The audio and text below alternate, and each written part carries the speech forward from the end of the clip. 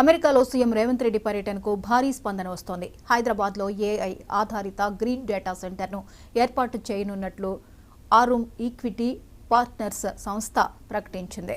US California పర్యటనలో CM Revanth రెడ్డితో భేటీ అనంతరం సంస్థ ఈ మేరకు ప్రకటన చేసింది. 3,357 కోట్లతో ఈ డేటా సెంటర్ను ఏర్పాటు చేయాలని సంస్థ నిర్ణయించింది. దీంతో పట్టణ, గ్రామీణ ప్రాంతాల మధ్య డిజిటల్ అంతరాన్ని గుర్తించేందుకు తమ పెట్టుబడి ఉపయోగపడుతుందని సంస్థ అభిప్రాయపడింది.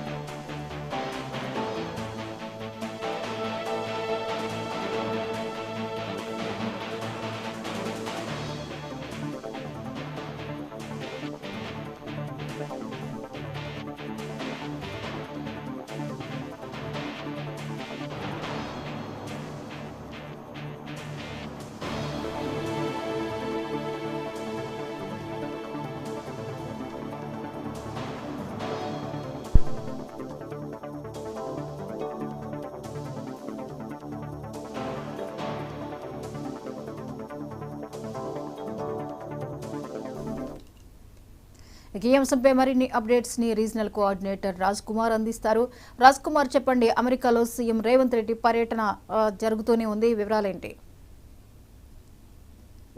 అమెరికాలో గత కొన్ని రోజులుగా కూడా ముఖ్యమంత్రి రేవంత్ రెడ్డి కూడా పర్యటిస్తున్నారు. ఈ నేపథ్యంలో ఈ పర్యటన నేపథ్యంలో భారీ స్పందన కూడా వస్తా ఉంది. హైదరాబాద్ లో ఏఐ ఆధారిత గ్రీన్ డేటా సెంటర్ ఏర్పాటు చేయనున్నట్లు కూడా ఆరూమ్ ఈక్విటీ పార్ట్నర్ సంస్థ ప్రకటించింది. యుఎస్ కాలిఫోర్నియా పర్యటనలో సీఎం రేవంత్ రెడ్డితో పాటు భేటీ అనంతరం సంస్థ ఈ మేరకు ప్రకటన చేసింది. 3,357 కోట్లతో కూడా ఈ డేటా సెంటర్ ను ఏర్పాటు చేస్తామని కూడా ఆ సంస్థ ప్రతినిధులు కూడా చెప్పడం జరిగింది. అంటే దీంతో పట్టణ ప్రాంతాల మధ్య కూడా డిజిటల్ అంతరాన్ని కూడా గుర్తించేందుకు తమ యొక్క పెట్టుబడి ఉపయోగపడుతుందని కూడా సంస్థ అభిప్రాయపడింది. అంటే దీంతో పాటు అంటే భారీ కంపెనీలు అంటే కాంగ్రెస్ కావచ్చు, ఇతర కంపెనీలు, సాఫ్ట్వేర్ కంపెనీలు కావచ్చు, భారీ పెట్టుబడులు మాత్రం తెలంగాణకు తీసుకురావడంలో సఫలమైనట్టు కూడా తెలుస్తా ఉంది.